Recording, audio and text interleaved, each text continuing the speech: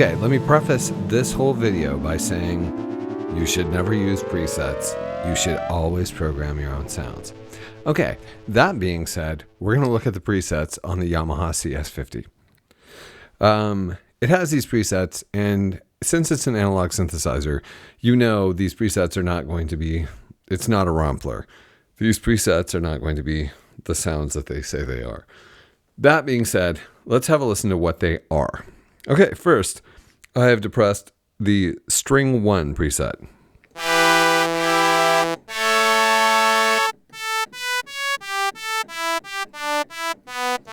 You can see that Yamaha has tried to give it sort of an attack transient and etc. And it's a very thin sound.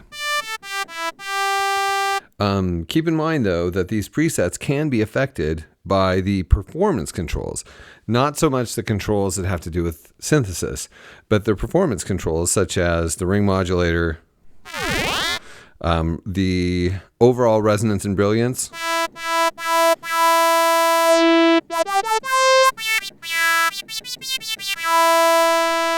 the touch response,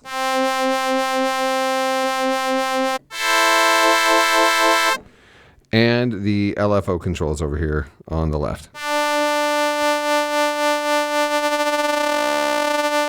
So your presets are presets, but you do have some performance control over them. So anyway, back to the presets. Right now we have it on the normal setting, which I find normal to be considerably high for the music that I do. I don't know why they thought this was something that high was normal. But we have 1 octave up. Sort of the piccolo range as far as I'm concerned. 1 octave down, which is more usable. You have high notes and low notes. And then 2 octave down, which is really excellent for bass sounds. Which this sound is not.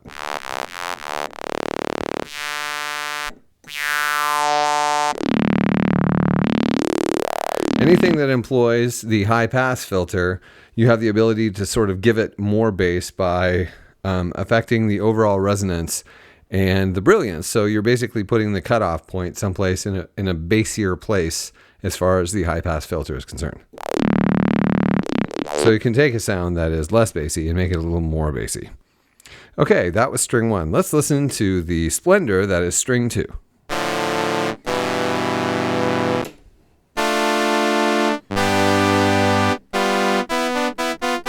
I don't know, that's more of a brass sound, but you could theoretically fake a more string-like attack by going over to your touch response and boosting the level, dropping the volume, and then pressing the volume into it, like basically giving it a slow attack. But even so, it's still not very string-like. But it is a nice sound.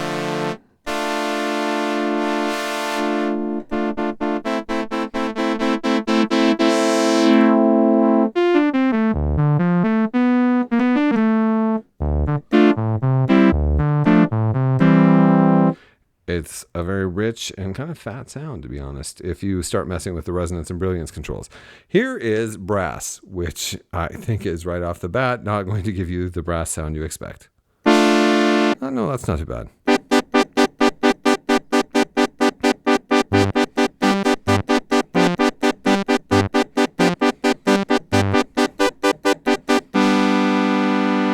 a nice sound.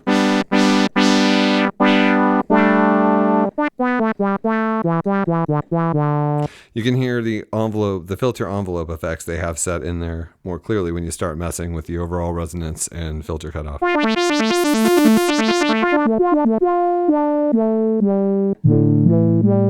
But, you know, in performance or even in recording, you can get a diversity of sound from these presets by messing just with the overall resonance and filter cutoff alone, let alone messing with all of these other things. Portamento. You have a lot going on with that. Here's brass 2.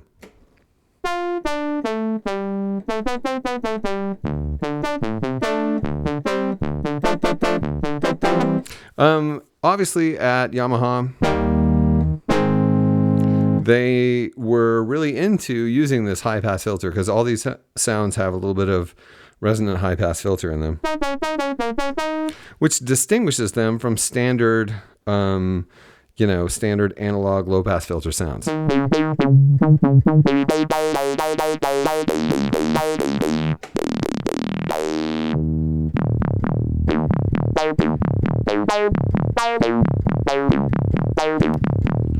So we can get some bass out of that one.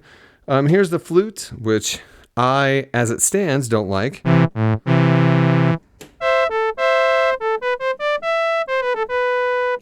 I would have expected a different flute from Japan. But we can make it a little bit better by taking some brilliance away from it.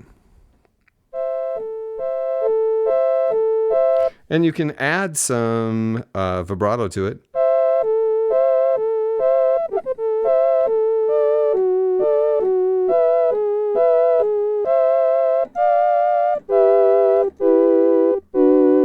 But if you're looking for a flute sound, I would encourage you to seek it elsewhere. But it's a very nice warm sound. I've actually used it in recordings because I like it once you take the edge that they've put on it off of it.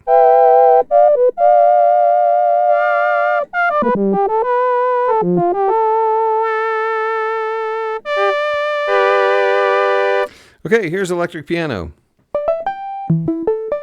Yes, I'm serious.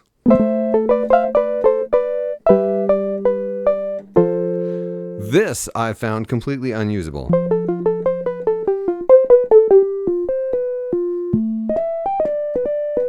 Taking some brilliance off and adding a lot of resonance gives it more of an electric piano sound.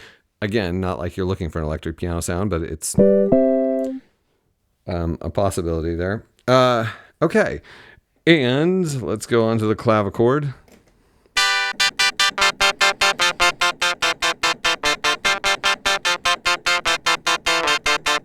This is so thin that I would think that your use of it would be pretty narrow. Kind of a clavinet sound, but again, boosting resonance.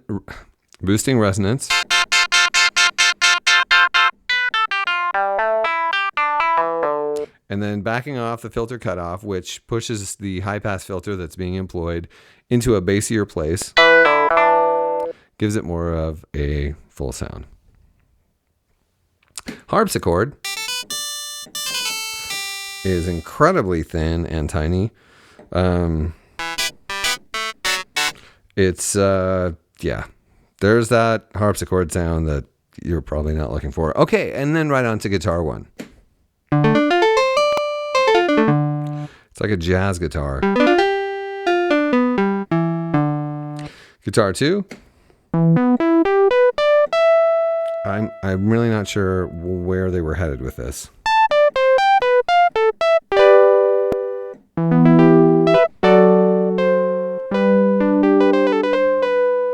But yeah, there it is. Now we get into the fun. Funky. Yes, they're actually labeled funky, which I have to ask what Yamaha Japanese executive decided that. It's kind of embarrassing. But in any case, the funky sounds are kind of more synthesizer-based sounds, which is to say less trying to poorly emulate acoustic sounds. Funky one.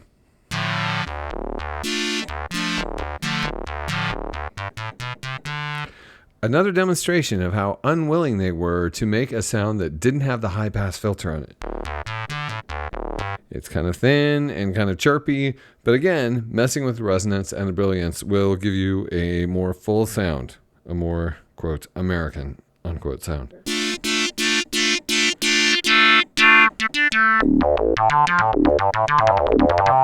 But still, it's not like your standard analog synth sound because of that high pass filter involvement. Next is the very exciting and creatively titled Funky 2. Let's hear how that sounds without any help.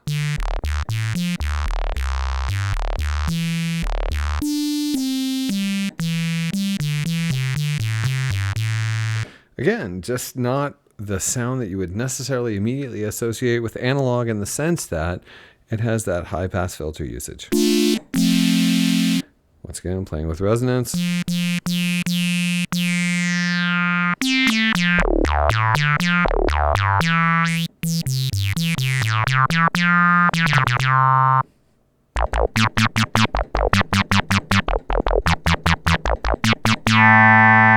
It's just weird that these are presets because they have such sort of unique character.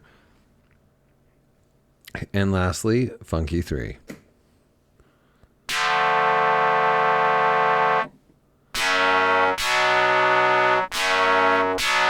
Completely lacking any sort of low end. Let's see if we can add that back.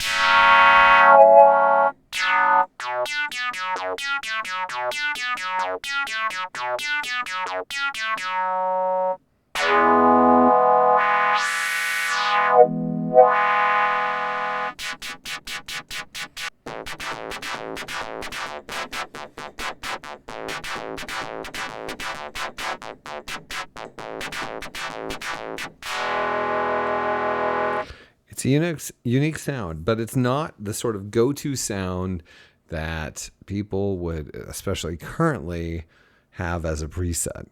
It's a very unique sound. And it's basically that way with all these presets, but like I've shown, you know, with manipulating the LFO, manipulating the touch response, and manipulating the overall resonance and filter cutoff, you can come up with some really cool sounds.